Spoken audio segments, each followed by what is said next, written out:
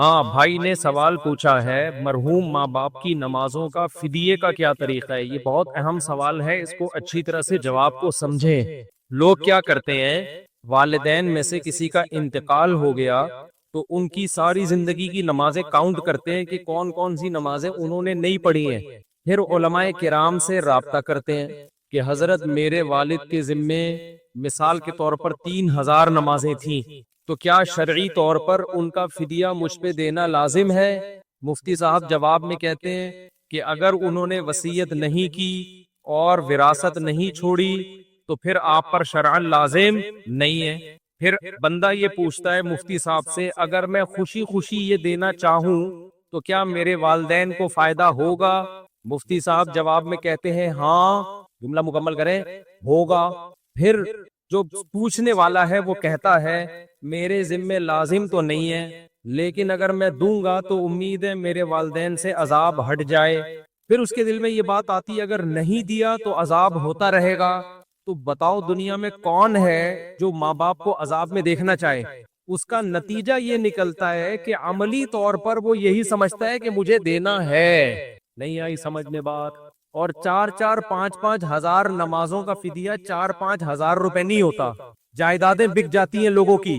اس لیے میں جب یہ مسئلہ پبلک کو بتاتا ہوں تو میرا بتانے کا اسٹائل تھوڑا سا چینج ہوتا ہے، کیونکہ شریعت کے مزاج کے خلاف ہے۔ شریعت چاہتی ہے کہ والدین کی وراثت اولاد میں تقسیم ہو، وہ فائدہ اٹھائے اس وراثت سے۔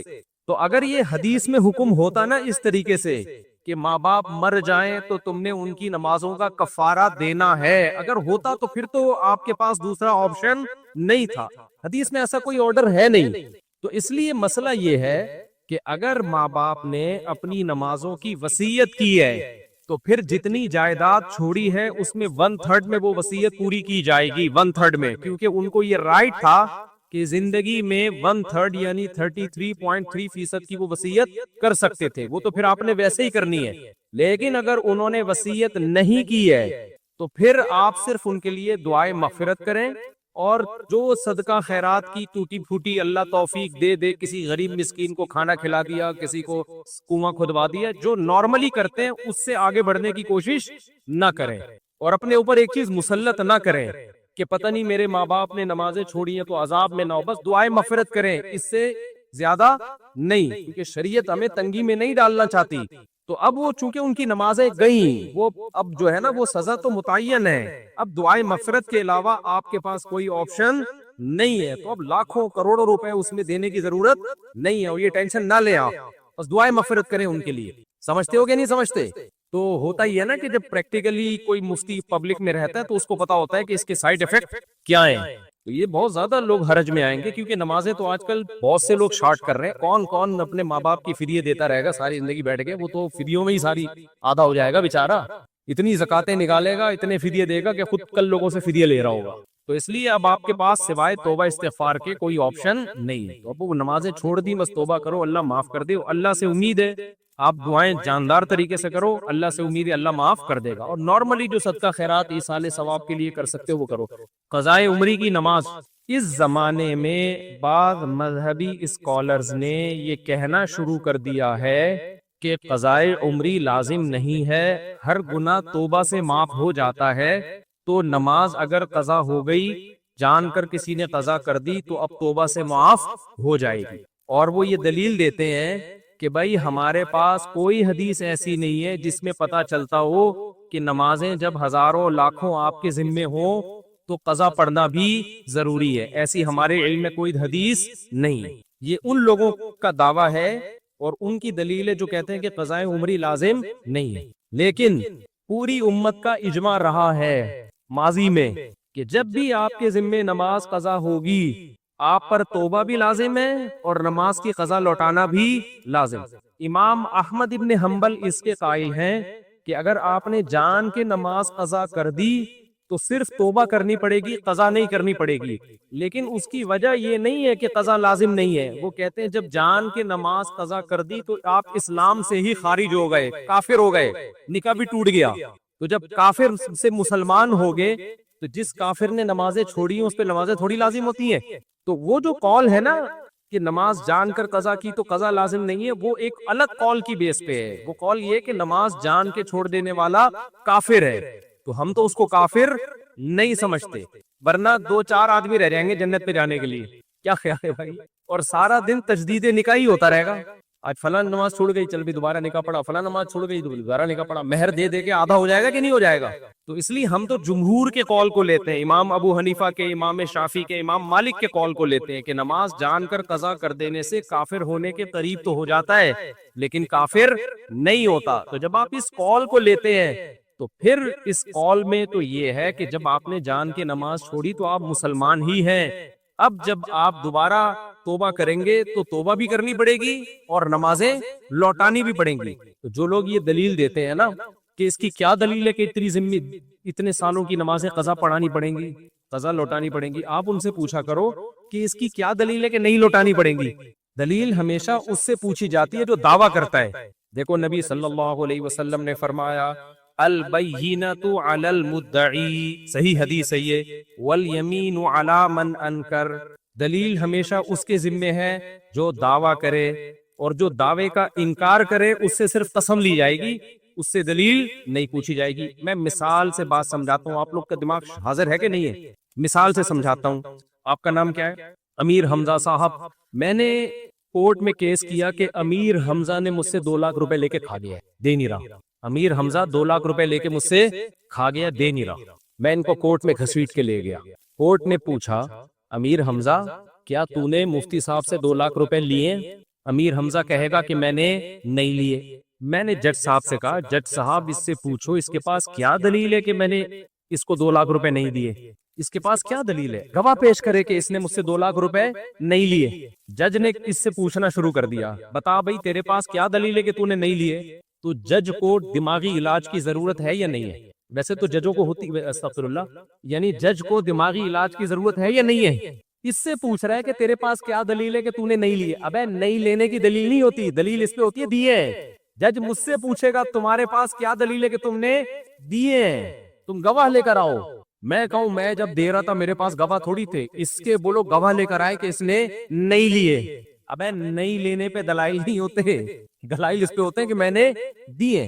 ہاں میں نے 2 گواہوں سے ثابت کر دیا، جمشید اور غفار کو میں لایا، میں نے 2 گواہوں سے ثابت کر دیا کہ جج صاحب یہ دونوں گواہی دے رہے ہیں کہ فلاں تاریخ کو اتنے بج کے اتنے منٹ پر اس کو میں نے 2 لاکھ روپے دیے ہیں. اب یہ دعوے کی نوعیت چینج ہو گئی، میں نے ثابت کر دیا. اب یہ جواب میں کہہ رہے جج صاحب میں نے وہ 2 لاکھ منگل کو واپس کر دیے تھے، جج صاحب میں نے وہ 2 لاکھ روپے منگل کو واپس کر دیے.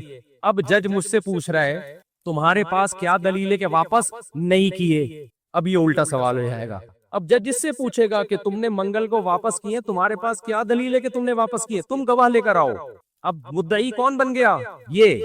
تو جو دعویٰ کرتا ہے دلیل اس کے ذمہ ہوتی ہے. اب قضائے عمری کے مسئلے میں سمجھو خوب اچھی طرح، تبھی تو ہم کہتے ہیں مجتہدین کو فالو کرو. ابو حنیفہ، شافعی، مالک، احمد بن حنبل یہ قرآن و سنت کو ہم سے زیادہ سمجھتے تھے. آج کل کے اسکالرز کے پاس حدیثیں تو ہیں، حدیث سمجھنے کے لیے جو کھوپڑی ہونی چاہیے نا، حدیث کا مطلب سمجھنے کے لیے جو سینس ہونی چاہیے، وہ سینس مارکیٹ سے شارٹ چل رہی ہے. تو قضائے عمری پر دلیل کی ضرورت نہیں ہے. دلیل ان لوگوں سے ہم مانگیں گے جو یہ کہتے ہیں کہ نماز جب قضا ہو جائے تو قضا پڑھنا ضروری نہیں ہے، صرف توبہ سے معاف ہو جائے گی. یعنی نماز پڑھے بغیر بھی ذمے سے ساقط ہو سکتی ہے. ہم کہیں گے اس کی کیا دلیل ہے قرآن و سنت میں کہ نماز آپ کے ذمے تھی اور آپ نے نہیں پڑھی تو وہ ذمے سے صرف توبہ سے ساقط ہوگی. دنیا میں کوئی بھی چیز جو آپ کے ذمے میں ہو صرف ایکسکیوز کرنے سے کبھی بھی ساقط نہیں ہوتی. میں نے اس سے 2 لاکھ روپے قرضہ لیا، میں نے کہا منگل کو دوں گا، ٹائم منگل کا تھا، بدھ کو تک میں نے ڈیلے کر دیا تو قضا کر دیا نا. جب ایک چیز میں نے ڈیلے کر دی تو میں ایکسکیوز بھی کروں گا اور پیسے بھی دوں گا. اب یہ میرے پاس آئے کہ آپ نے پیر کا وعدہ کیا تھا مفتی صاحب، ابھی تک آپ نے میرے پیسے نہیں دی، میں سخت ٹینشن میں گیا ہوں. میں نے کہا میں بہت ایکسکیوز کرتا ہوں آپ سے، I am very sorry, I am sorry. کہہ کہ چلے ٹھیک ہے آپ نے ڈیلے کر دیا، قضا کر دیا، ٹائم پہ آپ نے پے نہیں کیا، کوئی بات نہیں، اب آپ کے ذمے میں تو ہے نا، اب آپ دے دیں، میں معاف کرتا ہوں لیکن اب آپ دے دیں. میں نے کہا جب تو نے معاف کر دیا تو ساقط ہو گیا. وہ کہے گا بھائی میں نے ڈیلے کرنے کے جرم کو معاف کیا ہے، قرضہ معاف میں نے نہیں کیا. کیا دلیل ہے کہ میں نے قرضہ بھی معاف کیا ہے؟ میں کہوں آپ کے پاس کیا دلیل ہے کہ معاف نہیں کیا؟ تو یہ وہی بے وقوفوں والا سوال ہو جائے گا. کہے گا بھائی مفتی صاحب آپ کے پاس کیا دلیل ہے کہ میں نے قرضہ بھی معاف کر دیا ہے؟ تو ہم ان لوگوں سے پوچھتے ہیں جو کہتے ہیں قضا پڑھے بغیر بھی ساقط ہوتی ہے. تمہارے پاس کیا دلیل ہے کہ اللہ کا قرضہ تھا، نماز ذمے میں تھی آپ کے، اور آپ پڑھے بھی نہیں پھر بھی اللہ نے معاف کر دیے پڑھے بغیر؟ کوئی قرآن کی آیت دکھاؤ یا کوئی حدیث دکھاؤ. کیونکہ اللہ کی بات ہم تک یا تو قرآن کے ذریعے پہنچتی ہے یا نبی کے ذریعے. تو قرآن میں کہاں لکھا ہے کہ جس نے نماز جان کر قضا کر دی تو صرف توبہ سے معاف ہو جائے گی، دینا ضروری نہیں ہے، قضا ضروری نہیں ہے؟ اور حدیث میں کہاں لکھا ہے کہ جس نے نماز جان کر قضا کر دی صرف توبہ سے معاف ہو جائے گی؟ بلکہ حدیث اور قرآن میں الٹا لکھا ہوا ہے. حدیث میں آتا ہے دین اللہ احق ان یقضا، اللہ کا قرض اس بات کے زیادہ لائق ہے کہ اس کو ادا کیا جائے.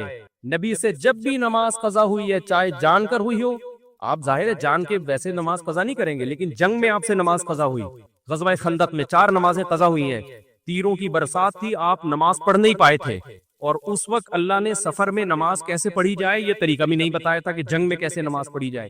تو اس لیے آپ کی نماز قضا ہو گئی تو صرف توبہ کو کافی نہیں سمجھا گیا، 4 نمازیں قضا کی گئی ہیں پھر اگلی پڑھی گئی ہے. اسی وجہ سے امام ابو حنیفہ کہتے ہیں جب آپ سے جان کے نماز قضا ہو گئی تو نہ صرف یہ کہ قضا پڑھنا ضروری ہے بلکہ اگلی ہوگی نہیں جب تک پچھلی قضا پڑھو گے نہیں آپ.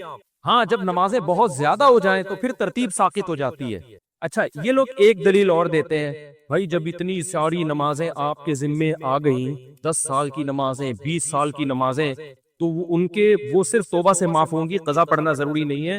اور اس کی دلیل وہ یہ دیتے ہیں کہ ما جعل علیکم فی الدین من حرج، اللہ نے دین میں تنگی نہیں رکھی ہے.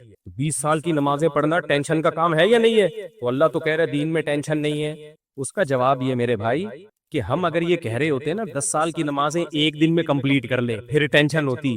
علماء تو کہتے ہیں 10 سال کی نمازیں 10 سال میں کمپلیٹ کر لو میرے بھائی. اس کی مثال ہے آپ پہ 1 کروڑ کا قرضہ آ گیا، آپ نے کہا تھا منگل کو دوں گا، اب آپ دے نہیں رہے، تو جج کہتا ہے قسطوں میں دے دے بھائی. جج یہ تھوڑی کہے گا کہ معاف، کیونکہ قرضہ زیادہ ہے لہذا معاف.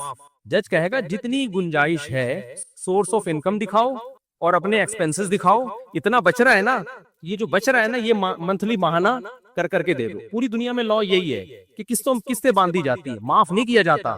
معاف جب ہی ہوگا جب صاحب حق معاف کر دے.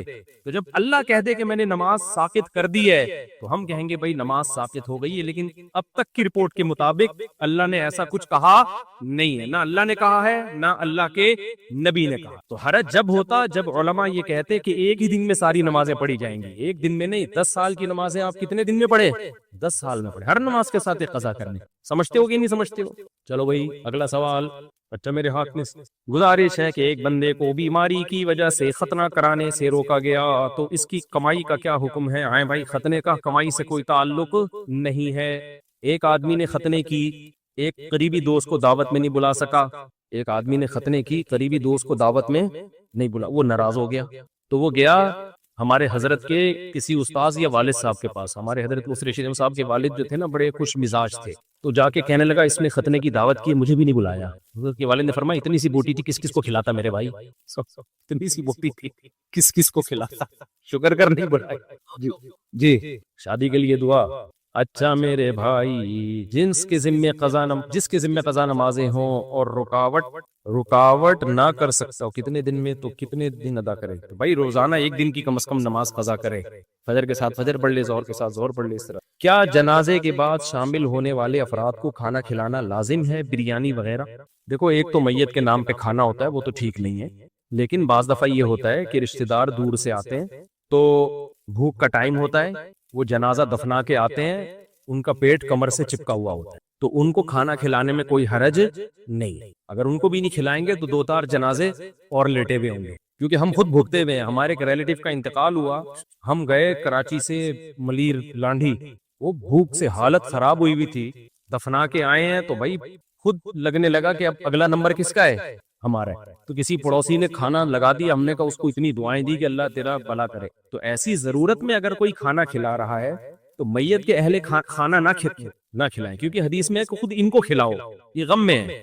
لیکن اڑوس پڑوس کو چاہیے کہ جو مہمان آئے ہوئے ہیں دور سے اور کھانے کا ٹائم بھی ہو چکا ہے بعض دفعہ ٹائم ہی نہیں ہوتا کھانے کا، پھر ضرورت نہیں ہے. کھانے کا ٹائم بھی ہے، دور سے آئے ہوئے ہیں تو ان کو بھوک لگ رہی ہے، تو ان کو کھلانے میں کوئی حرج نہیں ہے. تو وہ والا کھانا نہیں کہلائے گا جس کو میت کا کھانا کہتے ہیں، تو ضرورت کی وجہ سے. قرآن پاک میں ہے لیس علیکم ان تاکلوا جمیعا، اس سے معلوم ہوتا ہے کہ ساتھ کھانا اور اکیلے کھانے میں کوئی فرق نہیں ہے. اور حدیث میں ہے کلوا جمیعا ولا تتفرقوا، مطلب ایک ساتھ کھاؤ. دیکھو قرآن میں آتا لیس علیکم جناح ان تاکلوا جمیعا او اشتاتا، اس آیت کا ایک خاص مطلب ہے. جب یہ آیت نازل ہوئی نا کہ کسی کا مال ناحق طریقے سے مت کھاؤ، بہت شدید وعید ہے اسلام میں اس پر کہ کسی کا ایک نوالا بھی آپ حرام نہیں کھا سکتے. تو صحابہ ڈر گئے، انہوں نے کہا ہم تو رشتہ داروں کے ہاں جا کے مل جل کے کھاتے ہیں، تو ایسا نہ ہو کہ دو نوالے ہم زیادہ کھا لیں، جتنا حق بنتا ہو اس سے ہم زیادہ کھا لیں.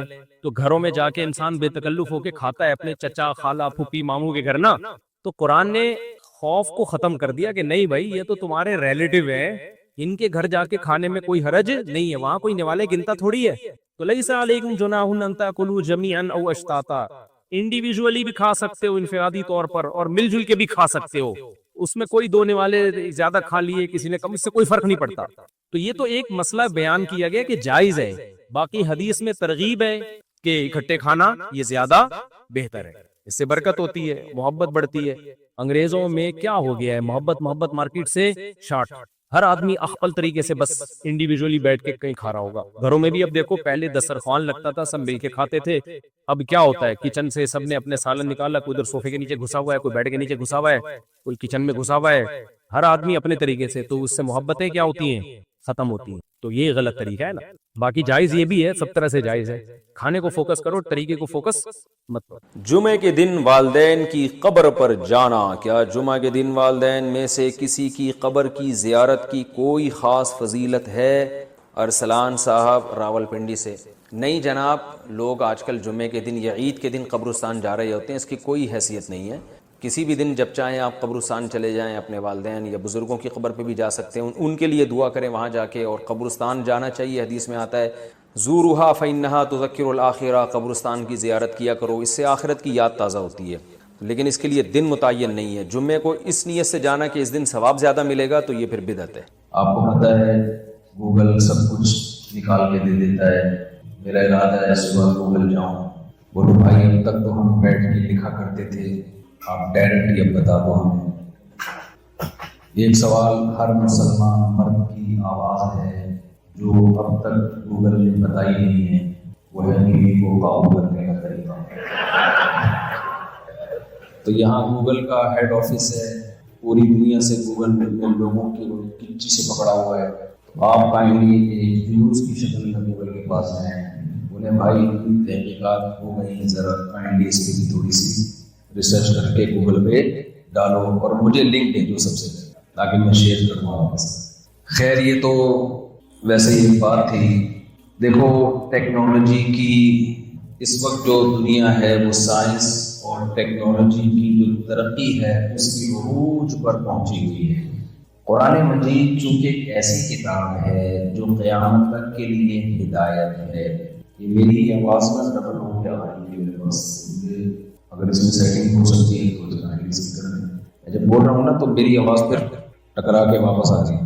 اچھا خیر، تو دیکھیں یہ جو دنیا کی ترقی ہے اسلام اس سے منع نہیں کرتا، بلکہ آپ یہاں سب پڑھے لکھے لوگ ہیں، آپ نے ہسٹری پڑھی ہوگی. جب اسلام دنیا میں آیا تو اس کے بعد ہی انسانیت نے ترقی شروع کی ہے، روحانی ترقی بھی اور مادی ترقی بھی. میں نے ایک یونیورسٹی میں لیکچر دیا تھا، گورے کی کتاب کا حوالہ تھا، اس میں انگریزوں کا حوالہ، یہاں کے سائنٹسٹ اور جو تاریخ دان ہیں انہوں نے یہ اعتراف کیا ہے کہ اگر مسلمان سائنٹسٹ نہ ہوتے، اسلام دنیا میں نہ آتا، تو آج سائنس جس انتہا پہ پہنچی ہوئی ہے، کم سے یہاں تک پہنچنے کے لیے کم سے کم ہمیں 500 سال مزید چاہیے ہوتے. یعنی اگر محمد صلی اللہ علیہ وسلم دنیا میں نہ آتے اور دنیا کو اندھیروں سے نہ نکالتے، تو ہمیں یہاں تک پہنچنے کے لیے جہاں آج ہم ہیں، مائک کا استعمال، موبائل فون کا استعمال، گوگل پہ کچھ بھی لکھا ٹھک کر کے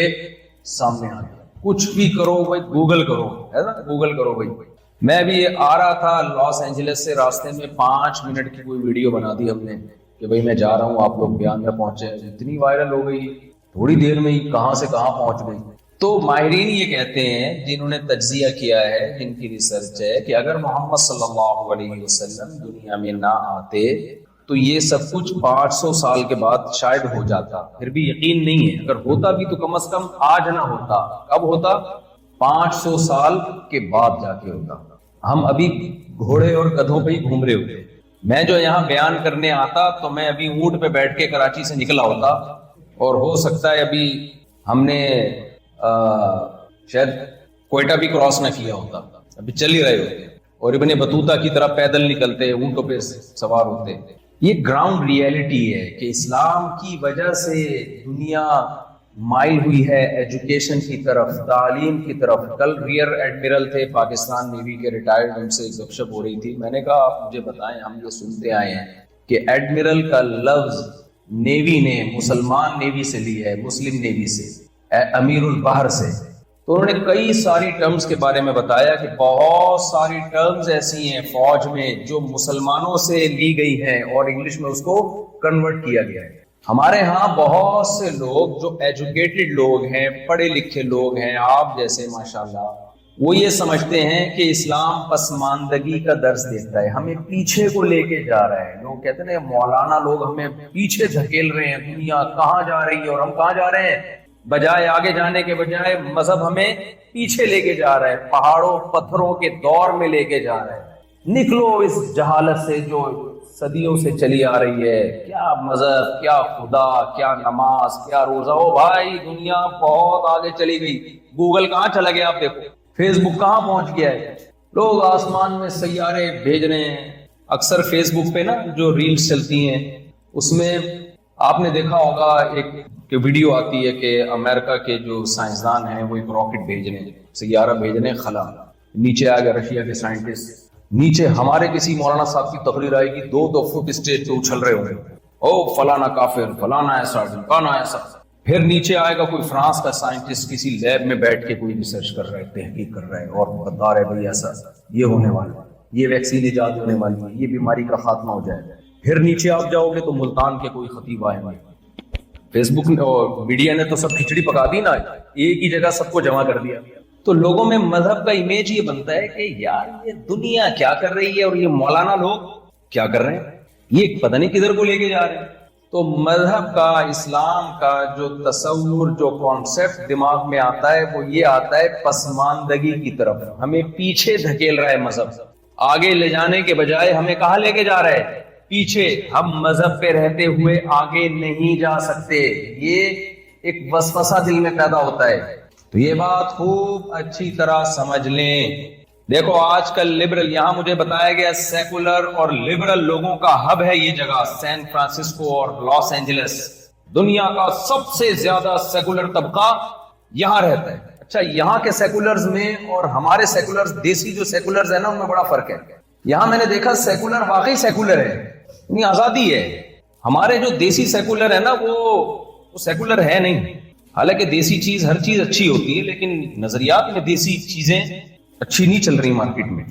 خیر، تو یہ خوب اچھی طرح سمجھ لیں کہ جو سیکولر کی بات نہیں کروں گا میں، جو لبرلزم ہے نا، لبرل، سب سے پہلے لبرلزم اسلام نے لے کر آیا. آپ اگر سچی مچی میں لبرل بنو گے نا تو آپ مسلم. جمعے کے دن مرنے میں فائدہ ہوتا ہے، بس اتنا ہمیں پتا ہے.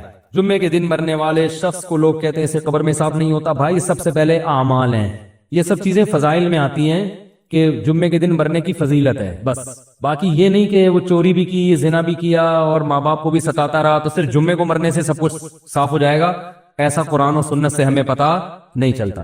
آپ ستاتے رہے، سود کھاتے رہے، زنا کرتے رہے، 27ویں رات کو بھی مریں گے تو چترول لگیں گے قبر میں. کیونکہ قرآن نے سب سے زیادہ فوکس کیا ہے عمل کو. اگر پھر جمعہ ہفتے سے کام چل جاتا تو یہ پیغمبروں نے جو اتنی تکلیفیں اٹھائی ہیں یہ نہ اٹھاتے. بس پیغمبر دنیا سے یہ کہہ کے چلے جاتے تمام حضرات کوشش کریں جمعے کو مریں وہ بس. یتیموں کے حقوق اور یتیم کا مال جو کھاتے ہیں، آگ کے انگارے کھا رہے ہیں، اور زنا پر جو سزائیں رجم کی اور کوڑے لگنے کی اور آگ کی وعیدیں اور ماں باپ کو ستانے والے کی بخشش نہیں ہوگی، وہ عورت جو شوہر کی ناشکری ہو، یہ سب ختم ہو جاتی نا. جیسے حدیث میں آتا ہے نا، کولونجی میں ہر بیماری کی شفا ہے. تو اس کا یہ مطلب نہیں ہے کہ اب ڈاکٹر کے پاس جانے کی ضرورت ہی نہیں ہے. سنا مکھی میں ہر بیماری کی شفا ہے, تو اب کورونا میں بس سنا مکھیاں کھلا کھلا کے باقی ساری ویکسین جو تیار ہو رہی ہے یہ دنیا یہ سب, یہ تو نبی نے نہیں ایسے کیا. اگر حدیث کا یہ مطلب ہوتا تو صحابہ کرام ہر گھر میں کلونجی رکھ لیتے, اور جب اسلامی حکومتیں قائم ہوئی تو میڈیکل کالج کھلے ہیں اس زمانے میں وہ سارے آگ لگا کے بند کر دیتے. نہ کوئی حکیم ہوتا نہ ڈاکٹر ہوتا, بھائی ہر بیماری کے لیے کیا ہے کلونجی. جیسے وہ ایک حکیم صاحب تھے, ہر ایک کو کیڑوں کی دوا دیتے تھے. وہ جو بھی آتا نا حکیم صاحب, بھائی کیڑوں کی دوا, پیٹ میں درد ہے کیڑوں کی دوا. سنا یہ ہے, سنا میں اپنے آپ کو مزہ نہیں آئے گا. جس نے نہیں سنا اس کو اس میں مزہ آئے گا. ہر ایک کو کیا دے رہے ہیں, کیڑوں کی دوا. ایک دن ایک آدمی درخت پہ چڑھا, نیچے گر گیا, ہڈی ٹوٹ گئی. حکیم صاحب کے پاس لے کر حکیم صاحب نے کیڑوں کی دوا دی. لوگ کہنے یار اس کا کیڑوں سے کیا تعلق ہے, ہڈی ٹوٹی ہے. حکیم صاحب نے کہا کیڑا تھا تبھی تو چڑھا تھا درخت پہ. یہ آئندہ کے لیے دی ہے تاکہ آئندہ ایسی حرکت, ایک ہڈی تو ٹوٹ گئی ہے دوسری تو سلامت رہے نا.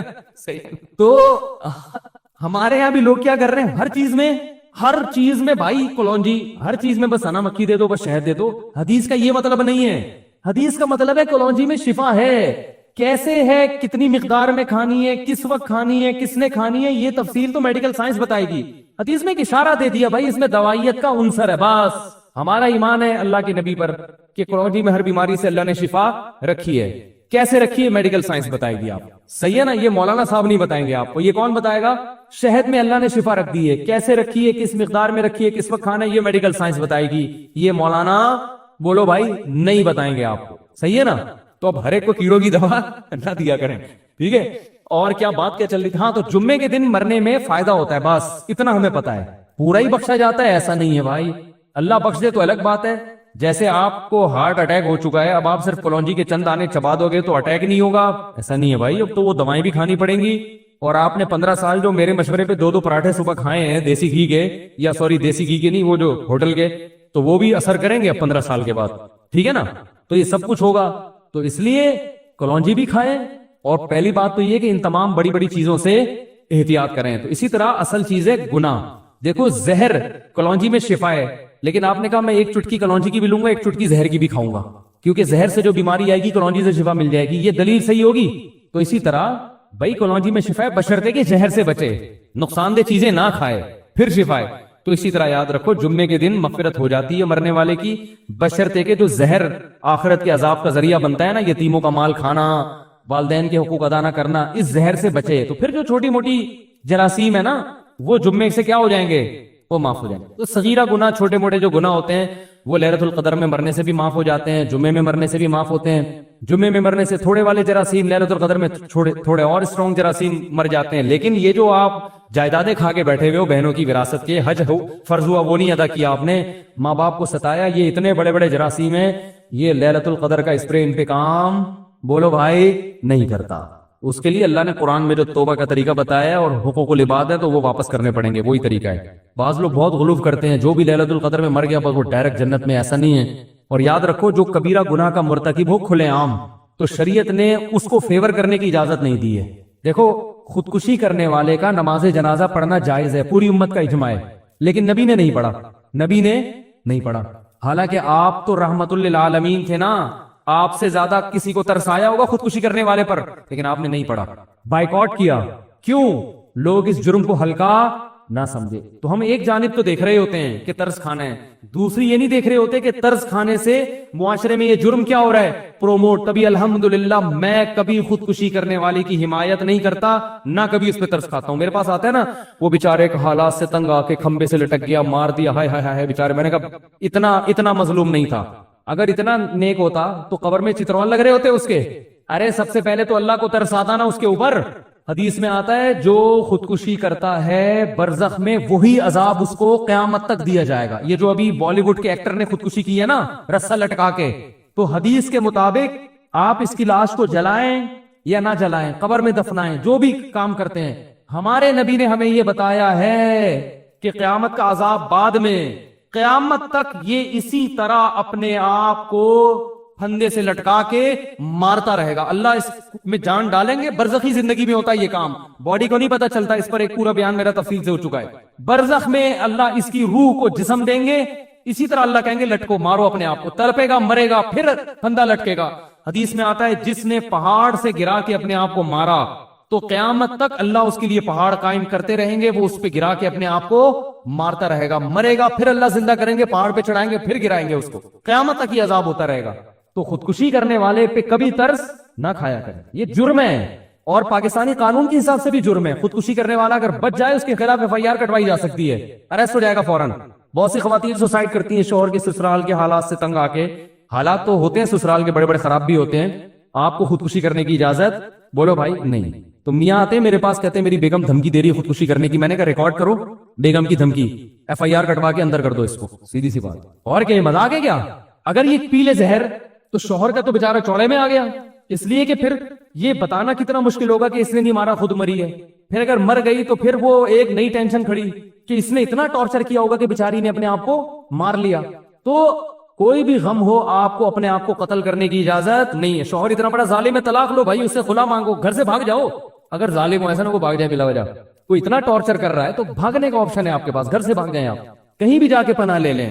مارنے کی اجازت نہیں, اپنے آپ قتل نہیں کر سکتے آپ. قتل کیا تو اللہ پھر جو لٹکائے گا نا وہ شوہر کے لٹکانے سے زیادہ ہوگا. تو مارنے کی اجازت نہیں ہے کیسے بھی غم ہو. اور پھر ان کو غم بھی نہیں ہوتے, کم وقتوں کے کھا رہے ہوتے ہیں صبح پراٹھے, بس ایک محبت ناکام ہو گئی تو لٹک گئے. چلو سسرال تو ٹینشن دیتا بھی ہے نا, اداکاروں کو کیا ٹینشن ہوتی ہے بھائی, تمہارے پاس عزت بھی ہے, تمہارے پاس دولت بھی ہے, تم نے چاند پہ زمینیں خرید کے رکھی ہوئی ہیں, یا خریدنے کی باتیں کر رہے ہو, مجھے نہیں پتا خریدی ہیں یا خریدنے کی باتیں تھی. تو اتنے آپ ہائی پروفائل آدمی ہو اور آپ غموں سے پتہ نہیں کون سے غم آپ کے لگ گئے کہ آپ لٹک کے ہلاک ہو گئے. اس کا مطلب آپ لوگوں میں عدم برداشت پیدا کر رہے ہو.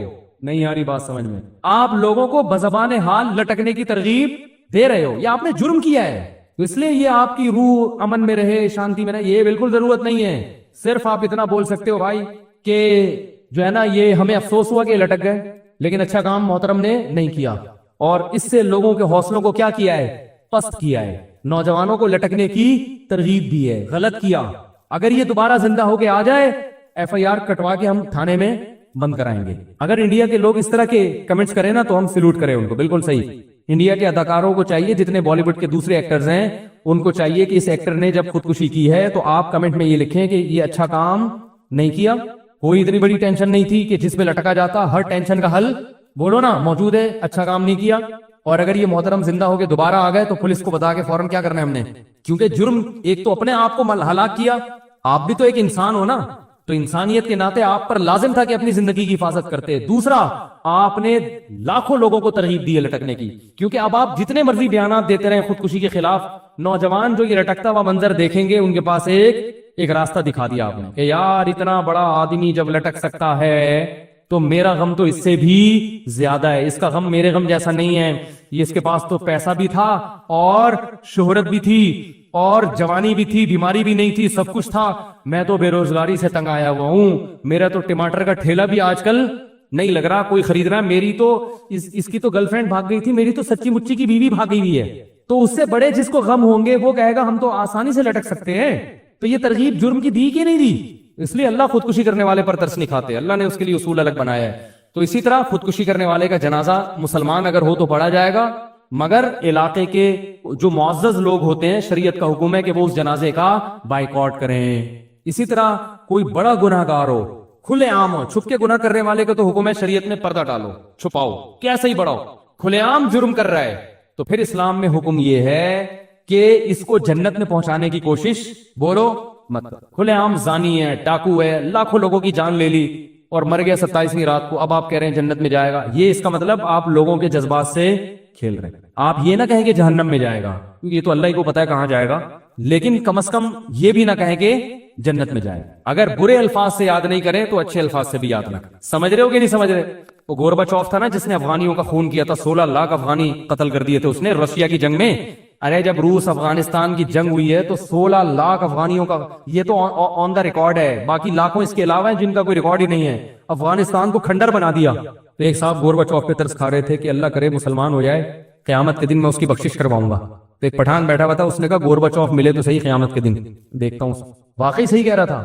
او بھائی 16 لاکھ انسان مار دیے, لاکھوں عورتوں کی عزتیں تباہ ہو گئی, قیامت میں ملے تو صحیح. دنیا میں تو کچھ نہیں کر سکتے, قیامت میں بھی چھوڑ رہے ہیں. واہ بھائی واہ, تو نہیں چھوڑیں گے, ملے گا چھوڑیں گے آپ لوگ. گورباچوف قیامت کے دن کہیں چھاؤں میں آ جائے بس, بولو تو ذرا سائڈ پہ آ, تو موسیٰ علیہ السلام نے فرعون کے بارے میں بد دعا کی تھی، بہت پہلے کوشش کی ہدایت پر آ جائے. اللہ نے کہا اے موسیٰ نرم لہجے میں بات کرنا. تو پہلی دعوت تو یہی ہے نرمی سے، قولا لہ قولا لینا، نرم بات کرنا. حالانکہ ہزاروں بچوں کا قاتل ہے لیکن اللہ چاہتے ہیں کہ توبہ کی توفیق مل جائے. اے موسیٰ نرم لہجے میں بات کرنا، شاید سدھر جائے. موسیٰ کلیم اللہ نرم لہجے میں بات کر رہے ہیں، ہر طرح سے فرعون کو سمجھا رہے ہیں میں تیرا خیر خواہ ہوں. فرعون نہیں مان رہا، کہہ رہے معجزے دکھاؤ. معجزے دکھا دیے. فرعون نے کہا جادو ہے، جادوگروں سے مقابلہ کرواؤں گا. مقابلہ کروا دیا. جادوگروں نے خود گواہی دے دی بھائی یہ معجزہ ہے، جادو نہیں ہے. جادوگروں کے ہاتھ پاؤں کاٹ کے لٹکا دیے. پھر بھی اللہ نے مہلت دی، توبہ کر لے اب. پھر اللہ نے مینڈکوں کا عذاب بھیجا، ٹڈیوں کا عذاب بھیجا، جوؤں کا عذاب، ہر طرح کے عذاب بھیجے. جب موسیٰ علیہ السلام دعا کرتے عذاب ٹل جاتا، دعا نہیں کرتے تو عذاب نہیں ٹلتا. صاف دکھا دیا وجاہدوا بہا واستیقنتھا انفسہم. اللہ فرماتے ہیں فرعون اور اس کے درباریوں کو یقین ہو گیا کہ یہ اللہ کا پیغمبر ہے، یہ جھوٹا نہیں ہے، پھر بھی انکار کرتے رہے. بالآخر جب ظلم انتہا ہوئی ہے نا تو پھر موسیٰ علیہ السلام نے بد دعا کی ہے اور ہارون علیہ السلام نے بھی ہاتھ اٹھائے، اے اللہ اب فرعون کو تباہ کر دے، اور پہلا دعا میں تجھ سے یہ مانگتا ہوں کہ اس کو اس سے ہدایت کی توفیق سلب کر لے. ربنا اطمس علی اموالہم واشدد علی قلوبہم. اے اللہ اس کے دل پہ مہر لگا دے، اس کو ایمان کی توفیق نہ ملے. ایسا نہ ہو کہ اتنی بدماشیاں کی ہیں اس نے، اب جب اس کی ہلاکت کا وقت آیا اور ہمارا وقت آیا کہ ہمیں ظلم سے نجات ملے، پتہ چلا یہ کلمہ پڑھ کے کیا ہو گیا؟ مسلمان. اور اللہ کا قاعدہ ہے کہ جب کوئی کلمہ پڑھ کے مسلمان ہو گیا 99 سال میں بھی تو اللہ پچھلا سب کیا کر دیتے ہیں؟ معاف. اے اللہ اب کلمہ پڑھنے تیرا اصول تو چینج نہیں ہو سکتا، کلمہ پڑھے گا تو نے تو معاف کرنا ہی کرنا ہے. میں یہ تو نہیں کہتا کہ اپنا اصول چینج کر لے، یہ تو نے کرنا نہیں ہے. موت سے پہلے جو توبہ کرے گا تو نے معاف کرنا ہے، یہ تو تیرا لگا بندہ اصول ہے، یہ اصول تو تیرا چینج نہیں ہو سکتا. اب میں یہ تو نہیں کہہ سکتا کہ فرعون کے حق میں یہ اصول چینج کر لے، نہ، یہ تو تیرا اصول ہے کہ مرنے سے پہلے جو توبہ کرے گا وہ توبہ قبول ہوگی، بشرطے کہ بالکل حالت نزع کی کیفیت میں نہ ہو. تو اب میں تجھ سے ایک دعا مانگ رہا ہوں، اب تو اس سے کلمے کی توفیق سلب کر لے، اس کے دل پر ایسی اسٹیمپ لگا دے کہ اس کلمے کے علاوہ سب کچھ اس کی زبان سے نکلے، کلمہ نہ نکلے، اس کو ایمان کی توفیق نہ ملے. تو بتاؤ موسیٰ علیہ السلام یہ جو دعا مانگ رہے ہیں تو کیا موسیٰ علیہ السلام ظالم تھے؟ ہے بھائی؟ کیا موسیٰ علیہ السلام چاہتے تھے کہ فرعون زبردستی جہنم میں جائے؟ وہ کسی کو جلتا ہوا دیکھ کے خوش ہونا چاہتے تھے؟ اگر آپ موسیٰ علیہ السلام کے بارے میں ایسے بدگمان ہو تو پھر یہ ایمان خطرے میں ہے نا. پیغمبر ہر لحاظ سے کامل ہوتا ہے، پیغمبر میں کوئی فالٹ بولو نہیں ہوتا. یہی موسیٰ علیہ السلام ہے جو اتنے مظالم سہنے کے باوجود فرعون کی ہدایت کی کوشش میں لگے رہے کہ اب آ جائے اب آ جائے اب آ جائے. وہ ہزاروں بچوں کے قتل کو بھی بھولنے کے لیے تیار تھے، ہزاروں لاکھوں عورتوں کی عزتیں لوٹی گئیں اس کے لیے بھی تیار تھے، معاف کر دیں گے، لیکن فرعون تیار نہیں تھا. اب جب آخری وقت ہے، ظلم حد سے بڑھ گیا ہے، تو موسیٰ علیہ السلام دعا مانگ رہے ہیں اللہ اس کے دل پہ مہر لگا دے، جب تک یہ دردناک عذاب نہ دیکھے اس وقت تک اس کو ایمان کی توفیق نہ ملے.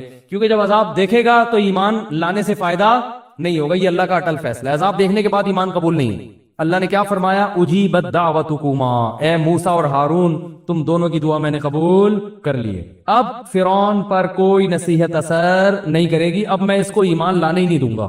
تو یہ بھی ایک آپشن ہے بھائی، یہ بھی ایک انداز ہے، سمجھ رہے ہو نا؟ تو اسلام میں بیلنس ہے. بعض لوگ اس طرف ہو جاتے ہیں، بعض اتنے سخت دل ہو جاتے ہیں کہ وہ کہتے ہیں پہلی دفعہ میں ہی ڈنڈا لے کے چڑھ جاؤ.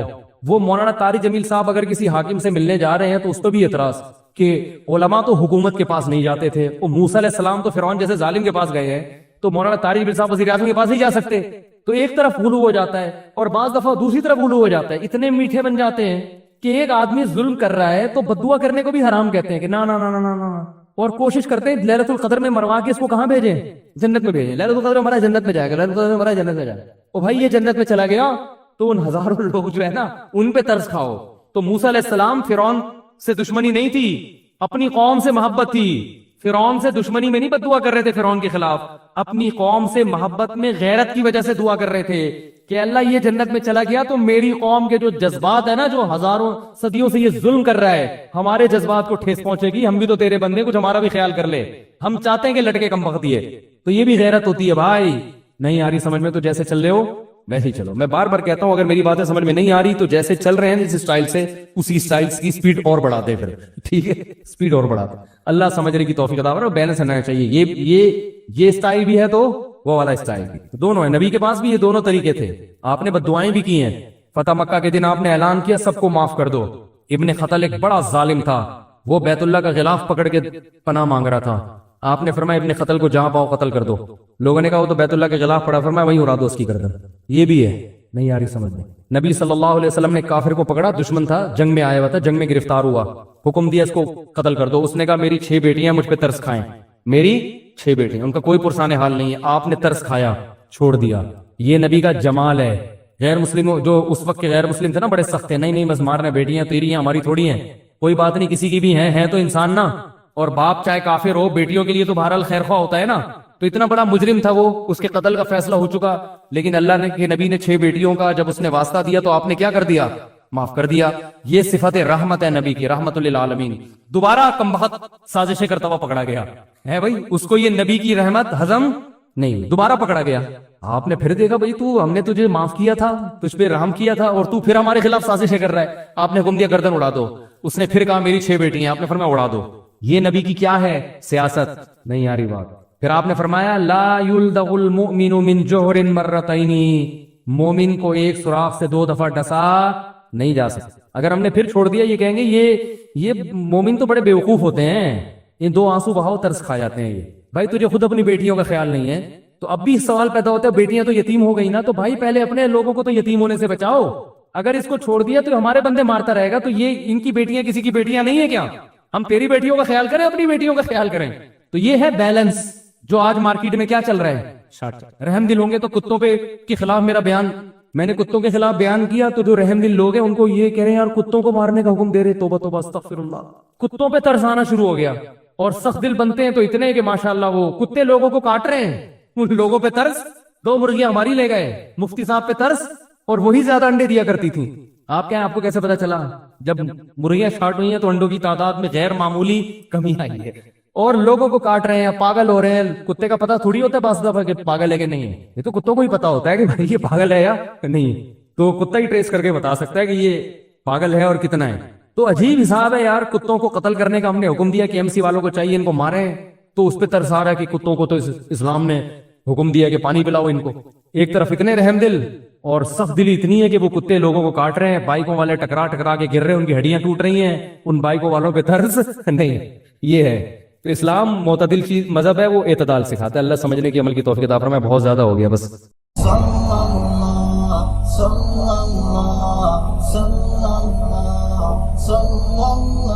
بسم اللہ الرحمن الرحیم. رسول اللہ صلی اللہ علیہ وسلم نے ارشاد فرمایا ان من افضل ایامکم یوم الجمعہ فاکثروا علی الصلاة فیہ فاکثروا من الصلاة فیہ. فرمایا تمہارے دنوں میں سب سے بہترین دن جمعہ کا دن ہے, اس لیے اس دن مجھ پہ کثرت سے درود پڑھا کرو. فإن صلاتکم معروضۃ علی, اس لیے کہ تمہارا درود مجھ تک پہنچایا جاتا ہے. صحابی نے پوچھا یا رسول اللہ کیف تعرض علیک صلاتنا وقد ارمت, ہمارا درود آپ تک کیسے پہنچایا جائے گا جبکہ آپ جب دنیا سے جائیں گے, قبر میں جسم آپ کا ختم ہو جائے گا, تو ہمارا درود آپ تک کیسے پہنچے گا؟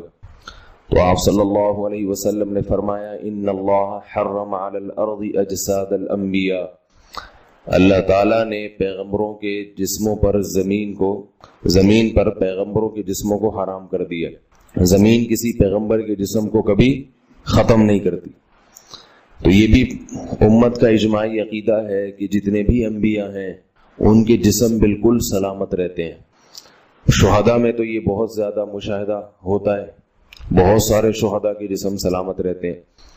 تو ایک اور حدیث میں آپ صلی اللہ علیہ وسلم نے فرمایا من صلی علی صلاۃ صلی اللہ بہا عشرا, جس نے مجھ پر ایک دفعہ درود بھیجا. درود کہتے ہیں نبی صلی اللہ علیہ وسلم کے لیے اللہ تعالیٰ سے خصوصی رحمت کی دعا کرنا. ایک ہوتا ہے عام دعا, کسی کے لیے بھی رحمت. صلاۃ کہتے ہیں خصوصی رحمت جو اللہ اپنے خاص بندوں پہ کرتا ہے. اس لیے صلاۃ کا جو لفظ ہے نا, یہ درود اور صلاۃ یہ پیغمبر کے علاوہ کسی کے لیے جائز نہیں ہے, کیونکہ یہ صلاۃ خاص کس کے خاصہ ہے, یہ پیغمبروں کا. اس لیے ہم اللہم صلی علی محمد تو کہہ سکتے ہیں، لیکن یوں نہیں کہہ سکتے اللہم صلی علی فلان.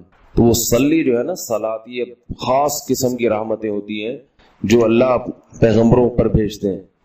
تبھی قرآن میں آتا ہے اولئک علیہم صلوات من ربہم ورحمہ، کہ جو لوگ صبر کرتے ہیں ان پر اللہ کی خصوصی رحمتیں بھی ہیں اور رحمت بھی ہے. تو پتہ چلا صلاۃ اور رحمت میں فرق ہے.